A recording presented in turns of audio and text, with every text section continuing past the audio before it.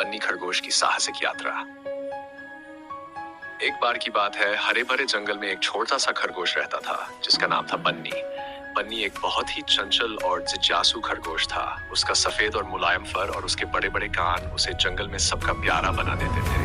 हर दिन बन्नी जंगल में कूदता फांदता नए नए कोनों की खोज करता था। एक दिन सुबह सुबह बन्नी की सबसे अच्छी दोस्त टिल्लू कछुआ उसे मिलने आई। बन्नी, क्या तुमने सुना? टिल्लू ने उत्साहित होकर कहा, जंगल के अंदर कहीं एक सुनहरा गाजर छुपा हुआ है। कहते हैं कि जो भी इसे ढूंढेगा उसकी एक मनचाही इच्छा पूरी होगी। बन्नी की आंखें चमक उठी। सुनहरा गाजर?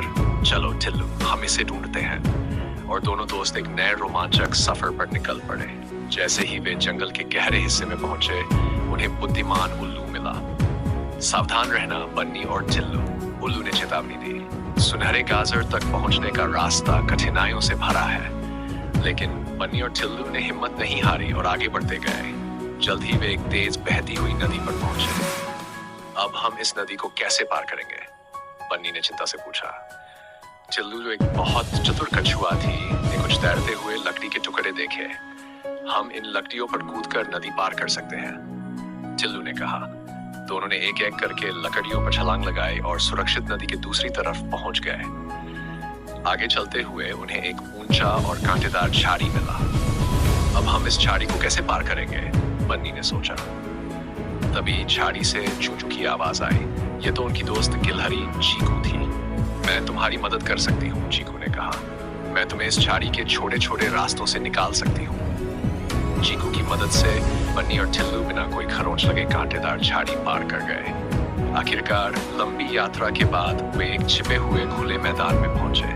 वहां बीच में एक चमचमाती सुनहरी गाजर खड़ी थी जो सूरज की रोशनी में जगमगा रही थी। बन्नी का दिल खुशी से धड़कने लगा। हमने इसे ढूंढ लिया टिल्लू, वह चिल्लाया। जैसे ही बन्नी ने सुनहरी गाजर को छुआ, एक मधुर आवाज गूंज उठी। तुम बहादुर और दयालु हो बन्नी खरगोश। बताओ, तुम्हारी क्या इच्छा है? बन्नी ने कुछ देर सोचा और फिर कहा, मैं चाहता हूँ कि जंगल में सभी हमेशा खुश और सुरक्षित रहें। सुनहरी गाजर तेजी से चमक उठी और अचानक एक जादुई रोशनी के साथ बन्नी की इच्छा पूरी हो गई। उस दिन के बाद से पूरा जंगल हंसी, खुशी और दोस्ती से भर गया। बन्नी और टिल्लू घर लौट आए, इस बात से खुश कि उन्होंने अपने दोस्तों के लिए जंगल को एक बेहतर जगह बना दिया है।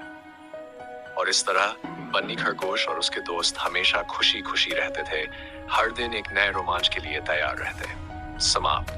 ये कहानी बच्चों के लिए सरल और प्रेरणादायक है, जो दोस्ती और साहस का संदेश देती है।